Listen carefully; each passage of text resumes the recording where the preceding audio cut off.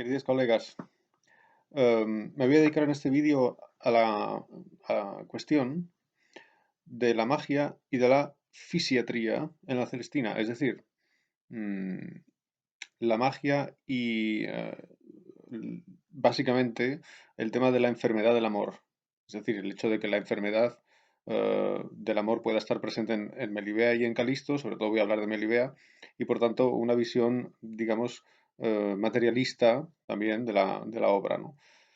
Mm, bien, espero que se vea bien el vídeo, es por la tarde y hay una luz un poco así crepuscular, pero no importa, hay buen humor, que es lo básico.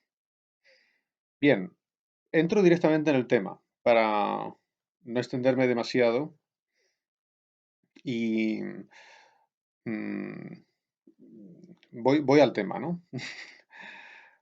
Mm, Melibea, al principio de la obra, no voy a explicar nada sobre el autor y todo eso, ¿no? Solamente tema monográfico, tema monográfico. Al principio de la obra, Melibea rechaza a Calisto. Es la famosísima primera escena. Dice Calisto: en esto veo, Melibea, la grandeza de Dios. ¿En qué, Calisto? En dar poder a natura que de tan perfecta hermosura te dotase y facer a mí, inmérito, tanta merced que verte alcanzase, etcétera. O sea que Calisto le está diciendo a Melibea: estoy maravillado porque la naturaleza te ha hecho o te ha dotado, dice, de tan perfecta hermosura y a mí me ha hecho el favor de que pueda verte.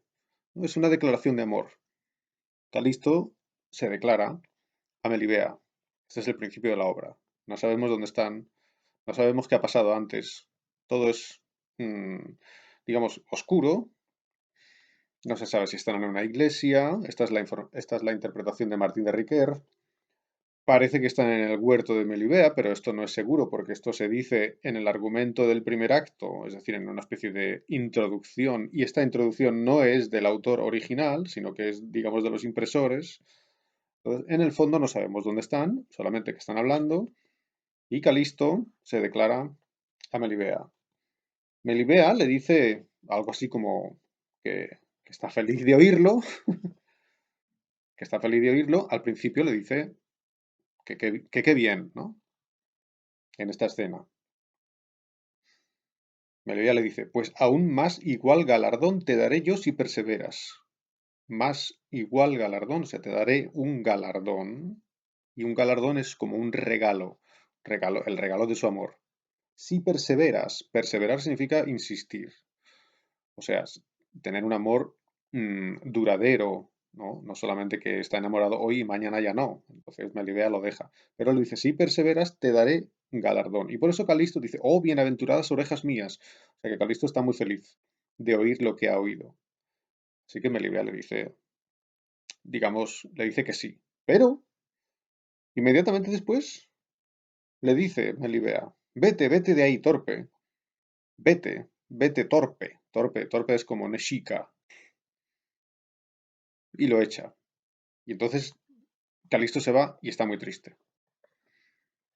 Bueno, el comportamiento de Melibea es un comportamiento un poco contradictorio. Podéis pensar por qué tiene este comportamiento contradictorio y lo podemos comentar el día de la reunión online. Mm, es difícil decirlo, bueno, uno puede imaginarse leyendo la obra, más o menos, pero no está claro, ¿no? Bien, en el acto 10 o décimo, Melibea está completamente enamorada de Calisto y ha llamado, en el acto anterior, ha llamado a Celestina para que le traiga a Calisto inmediatamente, ¿no? Y parece que está completamente loca de amor. Y dice ella sola, ella está en casa sola esperando a Celestina, y hay un monólogo. Este es el principio del acto 10. Y dice Melibea: y no me fuera mejor conceder su petición y demanda ayer a Celestina, cuando de parte de aquel señor cuya vista me cativó me fue rogado. O sea que ella está pensando, tenía que haberle dicho que sí a Celestina. Cuando Celestina va a ver a Melibea por primera vez, Melibea la echa también, no quiere. no quiere, digamos, que le traiga a Calisto. Y después, ahora, en el acto 10, está diciendo, quizá tenía que haberle dicho que sí a Celestina, quizá tenía que haberle dicho que sí. Dice, cuando de parte de aquel señor cuya vista me cautivó. O sea, que está diciendo, está hablando de Calisto y dice que la vista de Calisto, es decir, la imagen de Calisto, la cautivó, o sea, que la encantó. O sea, que ella está, que le gustó Calisto desde el principio. Y en la siguiente página, que es también la primera escena del acto 10, impresionantes palabras de Milivea. Oh, género femenino encogido y frágil. Género femenino, género de las mujeres. Encogido y frágil. ¿Por qué no fue también a las hembras concedido, o sea, por qué no se permite, se concede a las mujeres poder descubrir su congojoso y ardiente amor como a los varones? Es decir, ¿por qué nosotras las mujeres no podemos descubrir nuestro amor? Bien, esto lleva a algunos críticos, como por ejemplo la profesora Lacarra, a interpretar la primera escena en el sentido de que Melibea mm, rechaza a Calisto por el hecho de que socialmente está prescrito que las mujeres no pueden aceptar una declaración amorosa como la de Calisto. Es decir, que lo hace por convención social. Porque en el acto 10 ella está diciendo por qué a nosotros, por qué a nosotras, las mujeres, no se nos permite reconocer nuestro amor. Es lo que ella no habría hecho en el primer acto. En el primer acto, Melibea le dice a Calisto, vete por ahí. ¿Y por qué? Porque hay una especie de, digamos, ley social, hay una convención social que impide a Melibea decirle que sí a Calisto. ¿Por qué? Pues porque Melibea pertenece a una buena familia, Melibea es una chica de la alta sociedad medieval, y en esa alta sociedad medieval hay unas reglas muy estrictas y no puede venir un chico en la calle o en cualquier sitio a hablar con una muchacha y ella que le diga, sí, estoy también enamorada. No, eso no puede ser, ella tiene que decir que no. Tiene que decir que no, pero claro, en el fondo sí que está enamorada, ¿no? Esto sería, digamos, un problema social. Lo que estaría analizando la obra, si esto es así, lo que estaría analizando la obra es un juego de convenciones sociales. La obra nos estaría diciendo, mira, lo que pasa aquí, hay una chica que le gusta a Calisto, pero claro, no puede decirle que sí. Tendría que esperarse a que Calisto se casara con ella, y para que Calisto se casara con ella, Calisto tiene que hablar con el padre de Melibea, y el padre está de acuerdo, y entonces decir que sí, etcétera, ¿no? Entonces, eso es un proceso muy largo, y como no se lleva a cabo, pues al final acaba desastrosamente y mueren todos, ¿no? La obra estaría quizá explicando esto. Pero, claro, hay otra explicación, hay una segunda explicación. Básicamente hay dos explicaciones del comportamiento de Melibea, el comportamiento de decir que sí y luego, perdón, decir que no y luego decir que sí a Calisto, ¿no? ¿Por qué ese cambio? La primera que acabo de explicar sería, es que convencionalmente no puede, o sea, hay una convención que le impide. Y la segunda explicación es, Melibea ha sido hechizada o charovana. Melibea ha sido hechizada.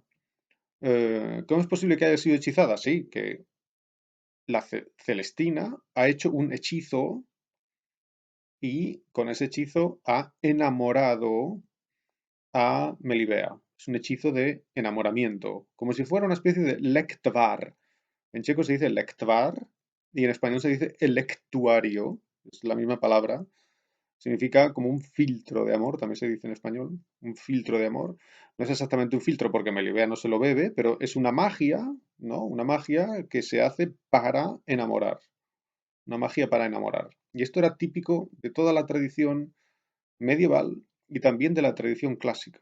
Es decir, que tenemos muchísimos ejemplos, lo sabemos porque el tema de la brujería, de la hechicería, está muy estudiado y tenemos muchísimos ejemplos de hechiceros, hechiceras, brujos y brujas que hacían cosas para enamorar. Esto es típico y está en la literatura. Por ejemplo, Tristán e Isolda, en la obra medieval del Tristán, Tristán e Isolda, ella bebe un filtro de amor y entonces se enamora, ¿no? O sea que esto está esto está por todos los sitios, ¿no? En la literatura medieval. O sea que existe esta idea, ¿no? Celestina habría hechizado a Melibea. ¿Cómo sucede este hechizo? Bueno, pues eso lo tenéis en los textos que puse en el sistema electrónico, ¿verdad?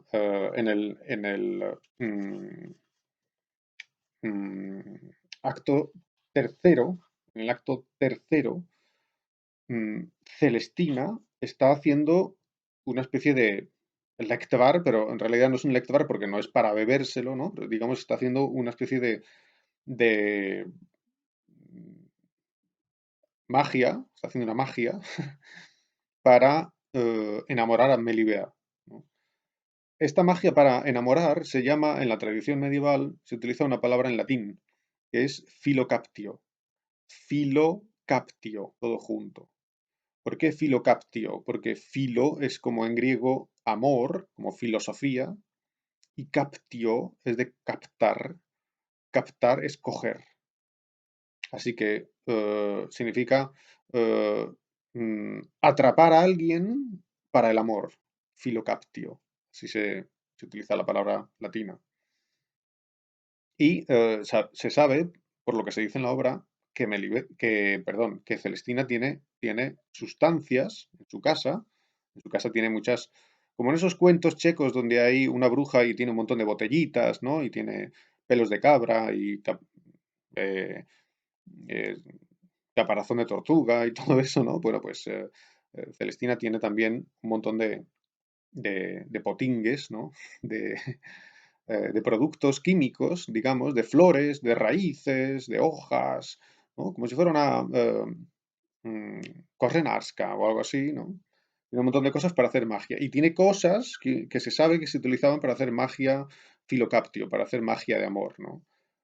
Por ejemplo, dice que tiene, entre otras cosas, ¿no? Dice que tiene, yo qué sé, soga de ahorcado. Soga de ahorcado. Esto se dice que lo tiene Celestina en su casa. Soga es cuerda y ahorcado es una persona que ha sido ejecutada en la horca, ¿no? Entonces con la cuerda. Bueno, pues cuando una persona se ahorcaba, la bruja luego por la mañana llegaba, cortaba la cuerda y esa cuerda se utilizaba para hacer magia, porque es un objeto mágico, ¿no? ¿Entendéis? Bien, pues ella tiene esto, ¿no? Y otras cosas. O sea, sabemos que ella sabe hacer filocaptio. Y cuando ella está en el acto 3 hablando con Elicia, le dice, lo tenéis en la fotocopia, está en la página 291, le dice Celestina a Elicia, baja la sangre del cabrón y unas poquitas de las barbas que tú le cortaste. O sea que para hacer su hechizo utiliza sangre del cabrón. Sangre del cabrón. Mm, Cabrón aquí significa lo mismo que macho cabrío, también se dice en español, macho cabrío, que es como, en checo sería kozel, ¿no? Me parece, kozel. Mm, es decir, la cabra, pero el hombre, ¿no? ¿No? Y entonces utilizan la sangre, claro, esto es una cosa un poco sucia, ¿no? Pero es la magia, está en la obra, ¿no? Y es la magia medieval, ¿no? Digamos. Dice, y unas poquitas de las barbas, ¿no? El Kozel tiene aquí barbas, ¿no? Entonces le cortan eso también y eso lo utilizan para la magia. Y unas poquitas de las barbas que tú le cortaste. Y con eso hace un hechizo, ¿no? O sea, un Kouzlo, ¿no? Y está en la escena 3, lo tenéis también. Dice, conjúrote, triste Plutón, señor de la profundidad infernal, emperador de la corte dañada, capitán soberbio de los condenados ángeles, señor de los sulfúreos fuegos que los hirvientes étnicos montes manan, gobernador y veedor de los tormentos y atormentador de las pecadoras ánimas, regidor de las tres furias, etcétera, etcétera. Es una invocación al demonio. Invoca al demonio, Celestina. Conjúrote, triste Plutón. Utiliza la palabra de la mitología grecolatina. Plutón es el dios de los infiernos según la mitología antigua. No dice demonio, o no dice diablo o Satanás. Dice la palabra Plutón. Esto es muy curioso, es decir, utiliza una palabra clásica. ¿Por qué? Bueno, posiblemente porque decir la palabra demonio o diablo, conjurar al demonio o al diablo, quizá era demasiado fuerte. Entonces utiliza una terminología clásica que quizá era menos peligrosa posible, ¿no? Mm, bien, en cualquier caso, está claro que está haciendo un conjuro, como si fuera una película de Hollywood, ¿no? Un conjuro, una película, un horror film.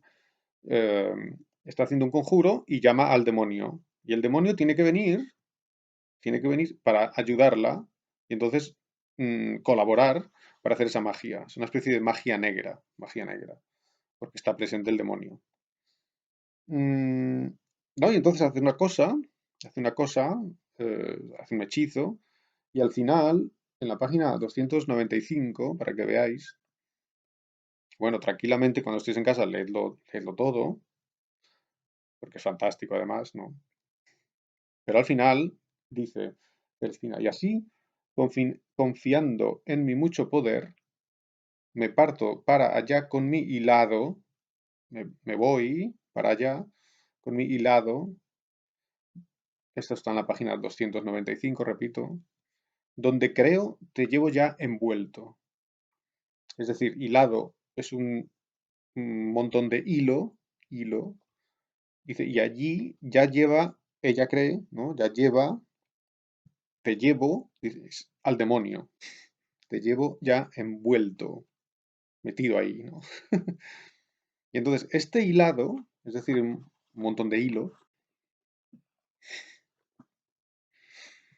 lo lleva mm, a vendérselo a Melibea.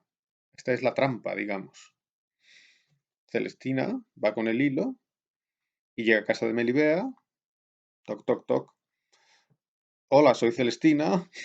¿A qué vienes? Y dice, no, que tengo hilo y que quiero venderlo. Y entonces entra, dice, puede hablar con Melibea por si le interesa. Y entonces entra y le da el hilo a Melibea. Y entonces al darle a Melibea el hilo, en realidad lo que le está dando es la magia negra, ¿entendéis? Le está dando la magia para enamorarla. Le está dando esta filocaptio.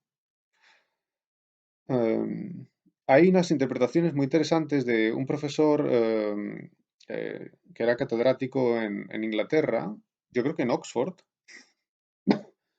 No, perdón, no, Deyermond estaba en Londres, era profesor en Londres.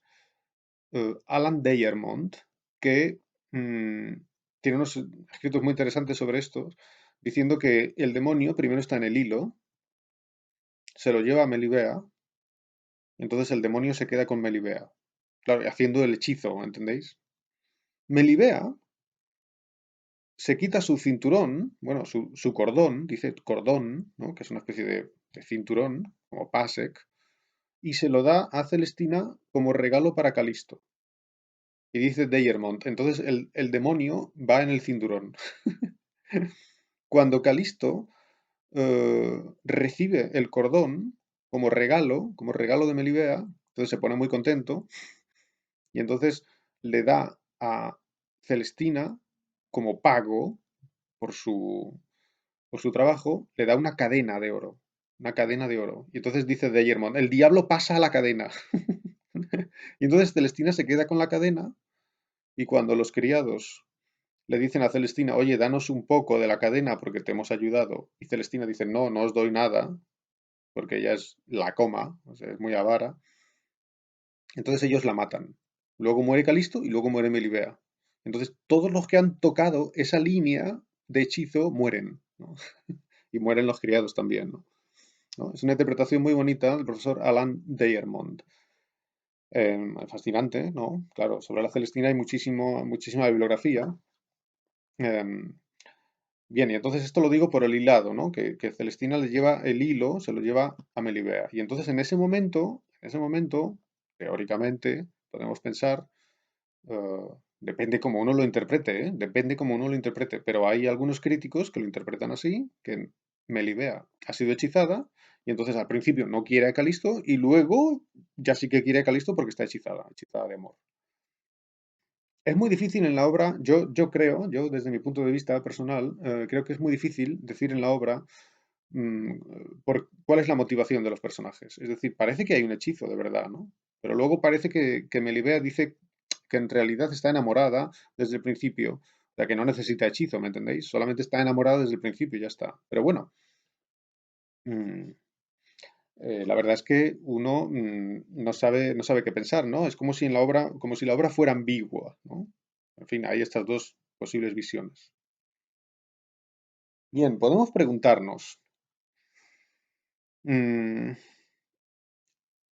¿es entonces Celestina una bruja? Hay que tener cuidado, porque hay dos palabras. En esta época se utilizan dos palabras y en la obra, lo vamos a ver ahora, en la obra se utilizan también dos palabras. Se utiliza la palabra bruja y la palabra hechicera. Bruja significaría algo así como en checo čarodějnice. Y hechicera significaría algo como kouzelnice. Čarodějnice es más grave. Bruja es más grave.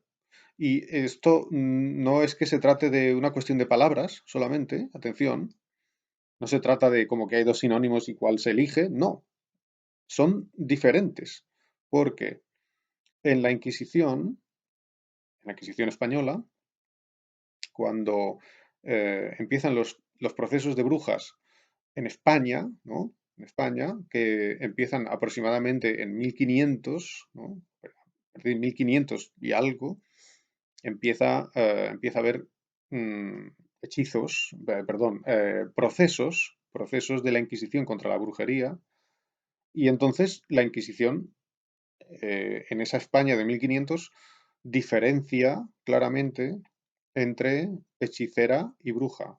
Es distinto.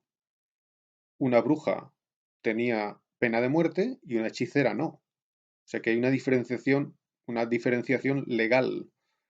Los inquisidores lo tenían claro, ¿me entendéis?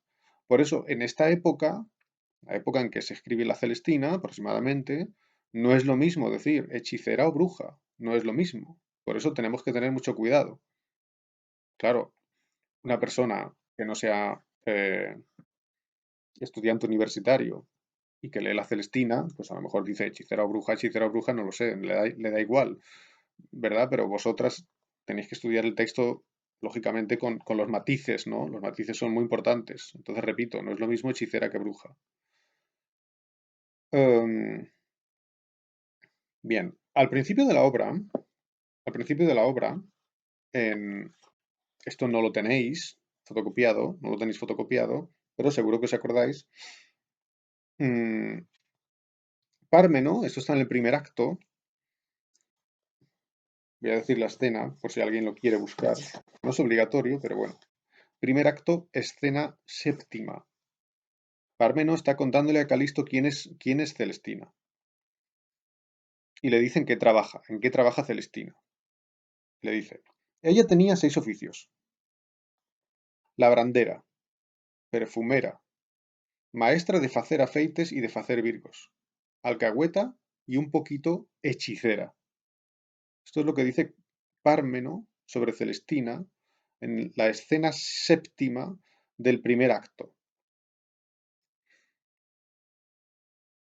Este texto lo suelo leer en la clase de literatura española del curso de segundo. A lo mejor os acordáis. Claro, ya han pasado años, ¿no? Entonces aquí dice Pármeno que Celestina es un poquito hechicera.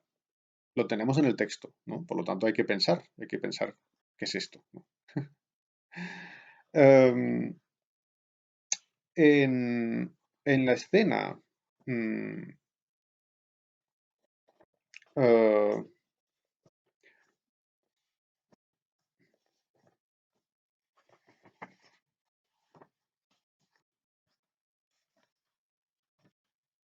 en la escena primera del acto séptimo, y esto sí que lo tenéis fotocopiado, si lo podéis mirar, esto está fotocopiado, en la página 367 está hablando Celestina con Pármeno. Celestina habla con Pármeno. Y en la página, repito, 367, Celestina le está contando a Pármeno cómo era su madre, la madre de Pármeno. Porque es una cosa muy curiosa de la obra. La madre de Pármeno, atención, la madre de Pármeno era la maestra de Celestina. Sorprendente. La madre de Pármeno se llama Claudina. o se llamaba, mejor dicho. Y esta Claudina era la maestra de Celestina. Celestina aprendió con Claudina, era como su maestra, ¿no? Necesitaba un libro que lo tenía ahí para comentar una cosa. Entonces, estaba diciendo que en el acto séptimo, en la página que tenéis fotocopiada, en una página que tenéis fotocopiada, está hablando Celestina acerca de Claudina, que era su maestra. Y dice a Pármeno, hijo, página 367. Hijo, digo que sin aquella prendieron 4 veces a tu madre. Prendieron a tu madre. ¿Quién prendió? Pues la policía, ¿no? No se dice, ¿no? Pero pues, la Inquisición, la policía, en fin, la justicia, ¿no? La madre fue detenida, la madre de Pármeno fue detenida 4 veces, dice. Prendieron 4 veces a tu madre, que Dios haya sola. O sea, que la prendieron a ella sola, ¿no? Y aún la una, y una de ellas, una de esas veces, dice, le levantaron que era bruja. Atención, aquí está la palabra. Tenemos que ser precisos, ¿no? Cuando estudiamos las obras. Y en el máster mucho más, ¿no? Entonces, fijaros, aquí está la palabra bruja. La palabra bruja, los especialistas de la Celestina no se la inventan, no, está aquí en el texto. Está la palabra hechicera y la palabra bruja. Y estas palabras significan cosas diferentes, lo sabemos. Nunca, en la obra, nunca se dice que Celestina sea una bruja. No se dice ni siquiera como una acusación, ¿entendéis? Nadie dice a Celestina, tú, bruja, ¿no? Dicen que es una hechicera, pero nunca se dice de Celestina que sea una bruja. Solamente una vez aparece la palabra bruja, y es esta, y se está hablando acerca de Claudina. Entonces, podemos preguntarnos, ¿esta Claudina era una bruja? No está claro. Pero lo que dice Celestina era que, atención, dice, le levantaron que era bruja. Y este verbo levantar se utiliza en un contexto sintáctico muy preciso cuando se utiliza la perífrasis levantar falso testimonio. Eso es acusar falsamente a alguien. Levantar falso testimonio en español significa acusar falsamente a alguien. Es decir, por ejemplo, si alguien viene y dice Celestina ha robado, y Celestina dice, no he robado, ¿no? Yo soy, yo, yo soy alcahueta, pero robar no robo, ¿no? ¿Entendéis? Alguien acusa a otro de que ha robado, por ejemplo, me ha robado la bici, y el otro dice, no, no, yo no he sido, ¿no? Es falso. Pues eso es una acusación falsa, es levantar falso testimonio. Aquí, quizá, lo que está diciendo Celestina es que de que Claudina fue acusada de ser bruja, pero no era bruja. Pero no está claro, es difícil definirse. ¿Me entendéis? No quiero que os volváis locas, ¿no? Solamente que penséis que es difícil interpretar a veces, ¿no? Lo que se dice. Según Celestina, Claudina fue acusada de ser bruja.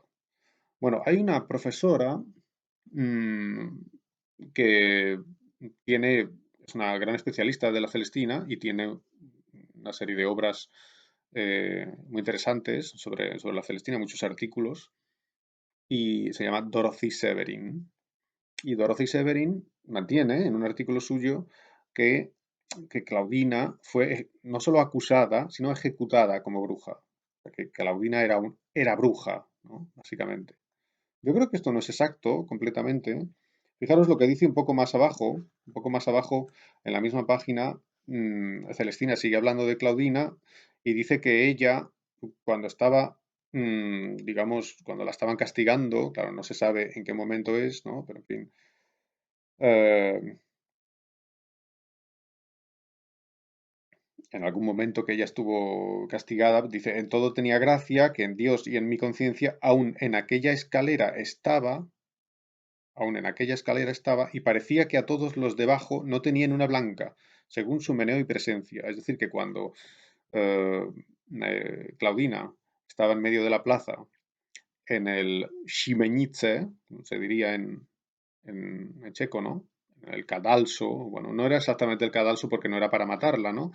Se ponía una tarima, ¿no? Y ahí se ponía una escalera y entonces se ataba a esa persona a la escalera. Y eso era, a veces se dice también la picota, ¿no? Se ponía ahí a la persona, digamos, para que tuviera vergüenza, ¿no? Se ponía ahí y se decía, esa es la hechicera. Y entonces la gente pasaba y decía, la hechicera, ¿no? Era una especie de castigo de vergüenza, digamos. Mm, bueno, aunque en realidad, bueno, no está claro, ¿no? No está claro del todo, pero aquí dice que estaba en la escalera y que ella despreciaba a los que pasaban por abajo, que los despreciaba. Dice, no los tenía en una blanca. Una blanca es una moneda que vale muy poco, como si fuera Halirs, ¿no? Entonces, como si dijera algo así como, Ona ne dala jeden Halirs de allí, ¿no? O algo así, ¿no? O sea que los despreciaba. Era ella la que tenía que tener miedo, pero ella, en vez de tener miedo allí puesta en el castigo, digamos, ella despreciaba a la gente. Bien, y entonces, mm, es difícil de decir lo que pasa, ¿no? Pero por eso he ido a por este libro. Este libro es La Celestina comentada.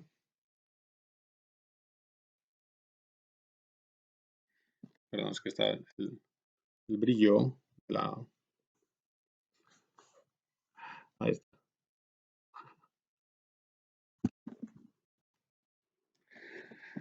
Celestina comentada es un libro muy curioso que surge en la segunda mitad del siglo XVI.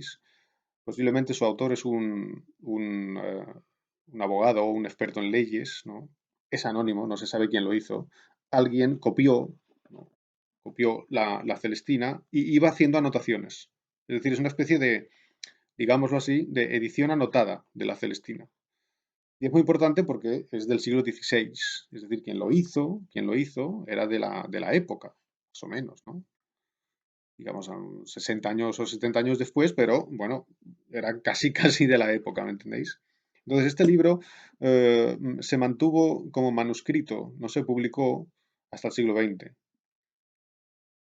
Y hay una edición moderna que se ha hecho en Salamanca, ¿no? Es fantástico porque uno puede mirar o sea, consultar lo que dice la Celestina comentada. Repito, como es un comentario de 1600, perdón, de 1500 y pico, o sea, del siglo XVI, pues es muy valioso, ¿no? Y fijaros lo que dice aquí.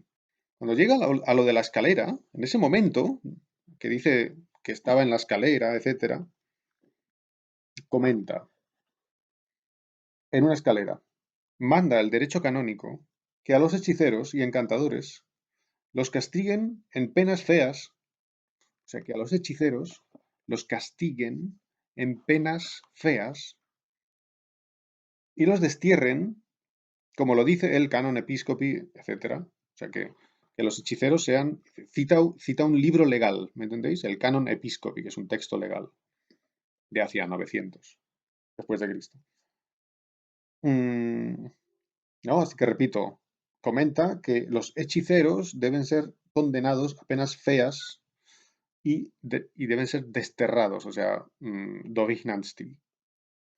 Y de aquí ha venido la costumbre que a los tales los mitran y los ponen en una escalera alta donde todos los vean, como lo dice el abad, bla, bla, bla, de Sortilegis, por parecer que es pena afrentosa, pena afrentosa. Afrentosa es como de vergüenza. O sea que los ponen en una escalera en la plaza y la gente se ríe de ellos. Es una vergüenza.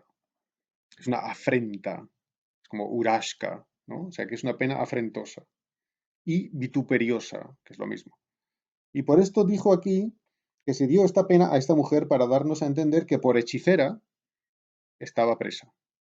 O sea que una persona, como dice el texto de la Celestina, que está en la escalera, etcétera, etcétera, ha sido culpada de hechicera. Dice, porque si por bruja, como dice, le levantaran, o sea que si hubiera sido bruja o juzgada como bruja, dice, era mayor la pena y el castigo a lo menos de derecho civil, que es pena de muerte y fuego. O sea que Celestina comentada está diciendo que Claudina había sido condenada por hechicera, no por bruja.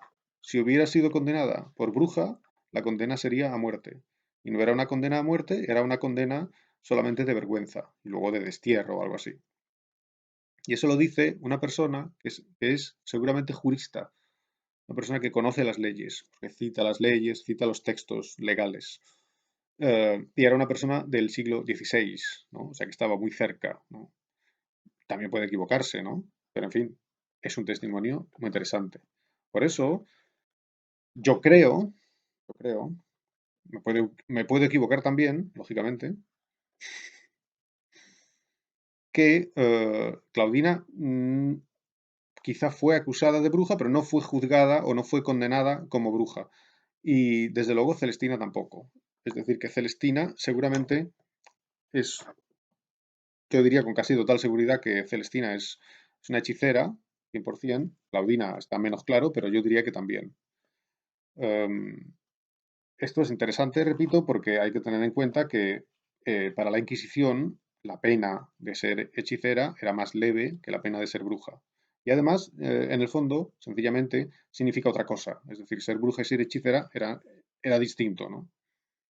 Era distinto. De todas formas, para que veáis que no, que todo es muy difícil, que es muy difícil interpretar a la Celestina, ¿no? Muy difícil. Podemos ir una página atrás. Esto también lo tenéis en vuestras fotocopias. En la página 364 también está Celestina hablando de Claudina. Y hay una cosa muy tremenda, ¿no? Que le dice. Mm, Se acuerda de cuando ellas iban juntas a los cementerios y esas cosas son las cosas que hacen las hechiceras y las brujas también, ¿no? Entonces, le cuenta a Celestina a Pármeno. Repito, página 364. Una cosa te diré porque veas qué madre perdiste. Como diciendo, qué gran madre tenías, ¿no? Tu madre era fantástica. Aunque era para callar, pero contigo todo pasa. 7 dientes quitó a un ahorcado con unas tenacicas de pelacejas mientras yo le descalcé los zapatos. O sea que cuando había un muerto que estaba colgando de la cuerda, ahorcado, bueno, a lo mejor estaba, no lo dice, ¿no? A lo mejor estaba ya en el ataúd, ¿no? El caso es que alguien había sido ahorcado y entonces Claudina le quitó 7 dientes, lo dice aquí, 7 dientes quitó a un ahorcado, lo dice el texto, no me lo estoy inventando. 7 dientes quitó a un ahorcado con unas tenacicas, o sea, con unas pequeñas tenazas, o sea, klestie, ¿no? Se dice. Tenazas de pelacejas, o sea, esas como pinzas que sirven para quitar las cejas, pelacejas, pelar las cejas, ¿no? Y con esa tenaza pequeña le quitó los dientes al ahorcado, que ya estaba muerto, claro.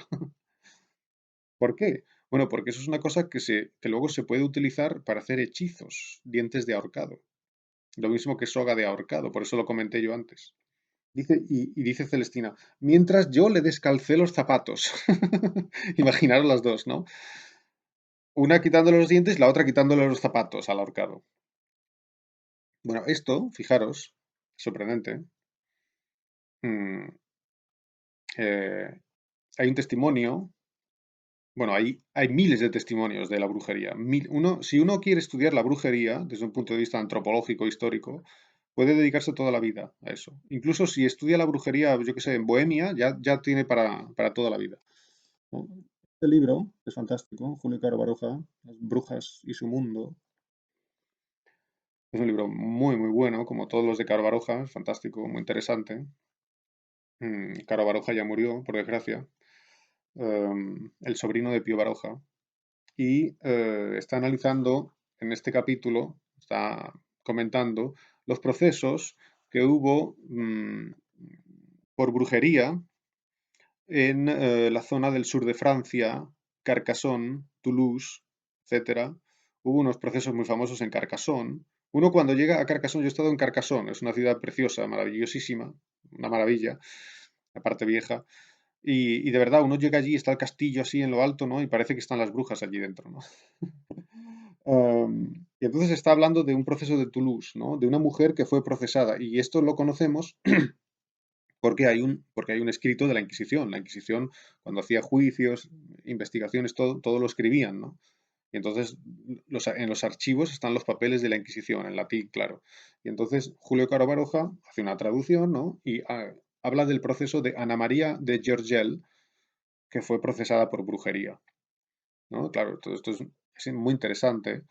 eh, Esta pobre mujer, evidentemente, tuvo mala suerte y la procesaron y acabó mal, ¿no? Pero no era bruja porque las brujas no existen, ¿no? Empezamos por ahí. Las brujas no existen, es toda una tontería, ¿no? Entonces en la Edad Media estaban locos y se creían que había brujas y quemaban a las mujeres o las condenaban a veces a cárcel, en fin, lo que fuera, ¿no? Una cosa horrorosa. ¿Y por qué? Bueno, esto está estudiado también, ¿no? Hay muchas interpretaciones. Mm, pero en fin, no me voy a meter por ahí porque sería largo, ¿no? Pero solamente decir una cosa muy curiosa. En el proceso de esta mujer se dice, merodeaba durante la noche alrededor de las horcas patibularias. Las horcas donde están los ahorcados colgando, ¿no? Sea para quitar jirones a las vestiduras de los ahorcados, sea para robar la cuerda que los colgaba, o para apoderarse de sus cabellos, uñas o grasa. Fijaros, es impresionante. Eso es un documento de la Inquisición de 1300, del siglo XIV. Y en la Celestina, lo de los zapatos y los dientes, se dice que es prácticamente lo mismo. Es prácticamente lo mismo.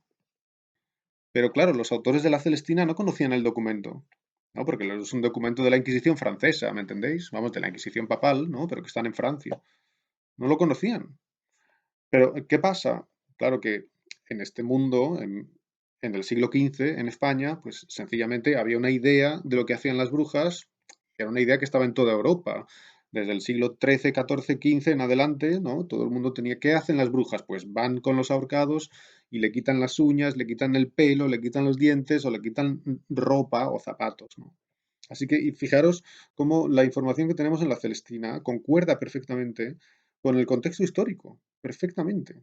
Esto está muy estudiado y prácticamente es, cuando se habla de medicina en la Celestina, prácticamente es la medicina medieval, ¿no? Medieval y del principio del Renacimiento, está ahí, ¿no? O sea, es impresionante. Claro, esto demuestra que los autores son cultos, ¿no?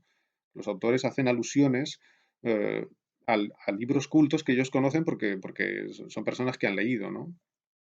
Por eso se piensa que quizás son autores de la universidad, que quizás son profesores o un profesor. No se sabe si hay un autor, dos, tres, cuántos, ¿no? Rojas seguramente no. Rojas seguramente sí participó algo, pero no parece que sea el autor principal, digamos, ¿no? Bueno, entonces el profesor Canet dice que quizá son unos profesores de Salamanca, ¿no? En cualquier caso, personas que son cultas, ¿no? Porque repito, las alusiones son alusiones cultas, por ejemplo, a la medicina popular y a la medicina culta que había en esa época, ¿no? Entonces, ese es el contexto, ¿no?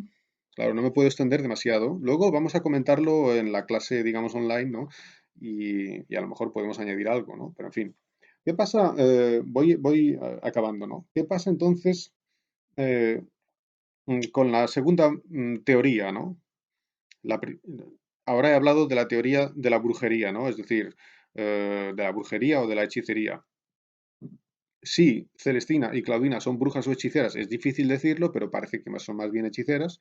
Entonces, las hechiceras hacen hechizos, ¿no? Y quizá han hechizado a Melibea. O ha hechizado Celestina a Melibea. Posible. No tiene que ser bruja para hacer un hechizo. La diferencia no consiste en eso. Tanto una bruja como una hechicera puede hacer un hechizo, ¿no? Bueno, alguien dirá, ¿y entonces por qué hablamos de ello? Bueno, porque es diferente, digamos, el valor del personaje, ¿no? Eh, la diferencia básica, esto está explicado por Russell, eh, todo está citado en mi libro sobre la Celestina. La diferencia básica, según Russell, es que la bruja realiza una especie de culto al demonio, que es una especie de culto, como una misa negra, ¿no? O sea, un culto que es el mismo culto del cristianismo, pero al revés, ¿no? Y entonces hay una misa negra y una serie de ceremonias donde el demonio, digamos, sustituye a Dios, ¿no? Y eso es lo que hace la bruja. Celestina no hace esto, no hace esto. Cuando habla con el demonio, obliga al demonio, le obliga, es como que lo manipula, ¿no? Y eso lo hace la hechicera. Esto está también en el libro de Caro Baroja. En cualquier caso, una de las posibilidades del cambio de opinión de Melibea era la magia y la otra interpretación o la otra posibilidad es que sencillamente Melibea estaba enamorada desde el principio, pero digamos le da vergüenza decirlo, no lo dice. Entonces en el acto 10 está muy muy enamorada y llama a Celestina y le dice, por favor, dile a Calisto que venga, ¿no? Porque lo amo mucho. Y entonces, esto no lo tenéis, porque no puedo fotocopiar toda la obra, pero si tenéis una Celestina en casa o si la sacáis de la biblioteca, eh, leed el acto 10. El acto 10 es una maravilla porque llega Celestina, ve a Melibea y lo primero que le dice es, qué mala cara tienes, Melibea, tienes una cara fatal. Mm, dice Celestina, escena 2. ¿Qué es, señora, tu mal? Nada más verla, dice, a esta chica le pasa algo. ¿Por qué? Porque Melibea está roja, ¿no? Y está muy nerviosa, está como si le hubiera dado un ataque. ¿Qué es, señora, tu mal? Que así muestra las señas de tu tormento, muestra las señas de tu tormento en las coloradas colores de tu gesto, coloradas colores, o sea, cerveni, ¿no? Esto es un rasgo estudiado en la medicina de la época, se llama rubedo faciei. Tenés la cara roja así como del ataque que le ha dado, ¿no? Y entonces Melibea le dice que estoy muy mala, estoy muy mala. Celestina le pregunta, ¿qué te pasa? Y Melibea no se lo dice, no se lo dice. Y entonces hay un diálogo que es muy bonito, es fascinante, en que Celestina actúa como si fuera el médico de Melibea. Le pregunta y Melibea no se lo dice. Y Celestina, bueno, quizá lo que pasa es esto. Melibea responde. Y Celestina, como si fuera una persona completamente profesional.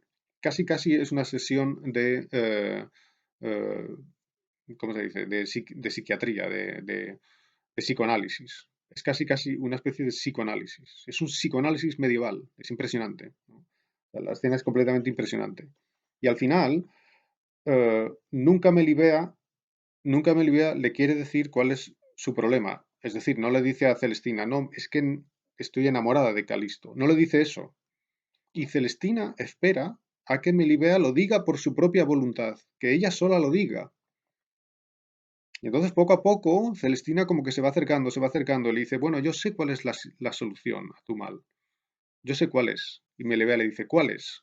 Y Celestina dice, no puedo decirlo. Y entonces siguen hablando, siguen hablando. Y luego otra vez dice, bueno, yo creo que sé cuál es la solución. Y Melibea, ¿cuál es? Celestina, no lo puedo decir. Es fantástica la escena. Y al final, mm,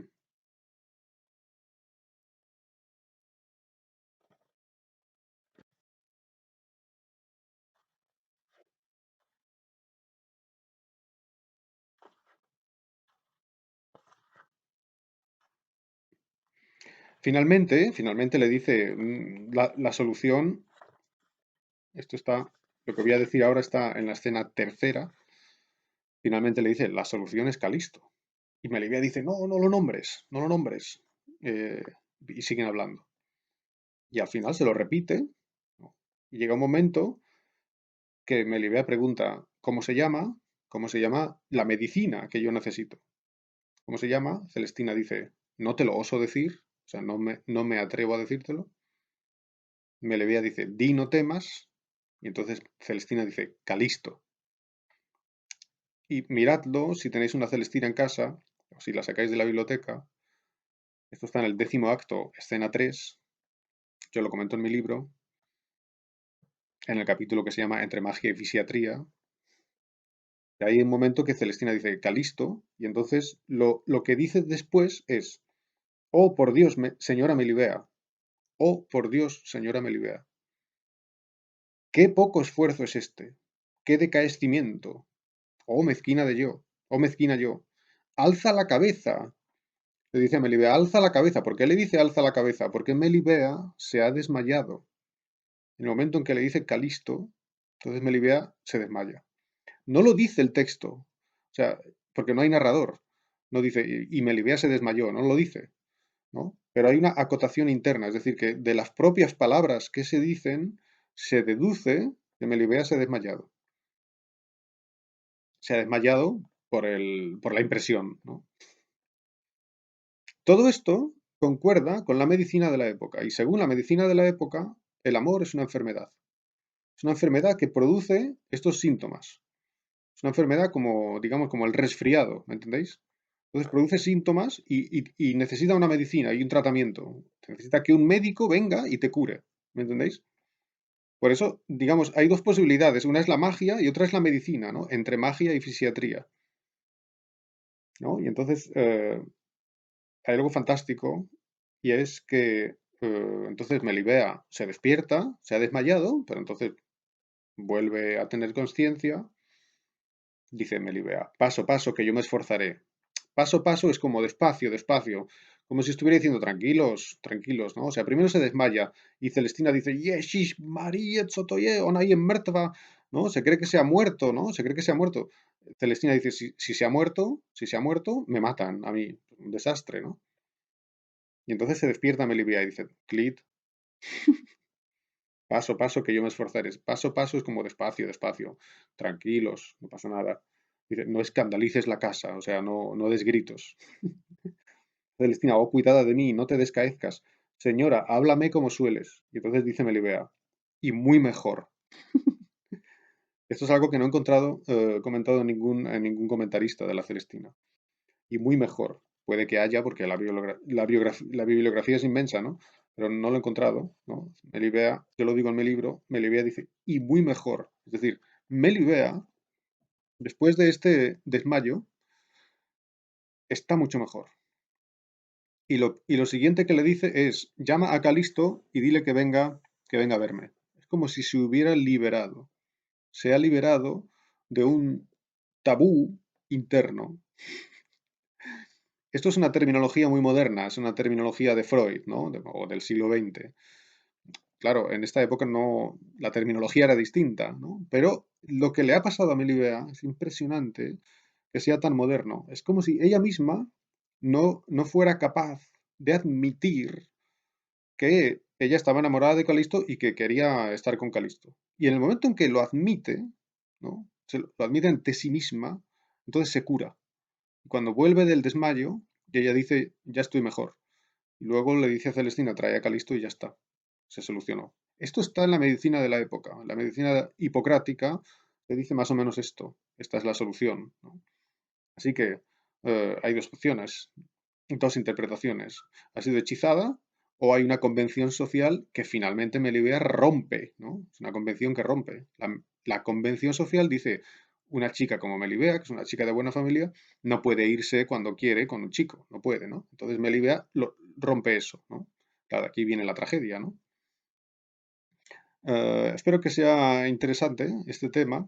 Mm, la idea es presentar un aspecto de algunas obras maestras de la literatura española. Lógicamente, no podemos presentar muchas obras, muchos aspectos, no digamos, pero ni siquiera muchas obras, pero hay que elegir algunas y presentar un problema curioso, concreto, digamos, viéndolo desde cerca, ¿no? Viéndolo más de cerca.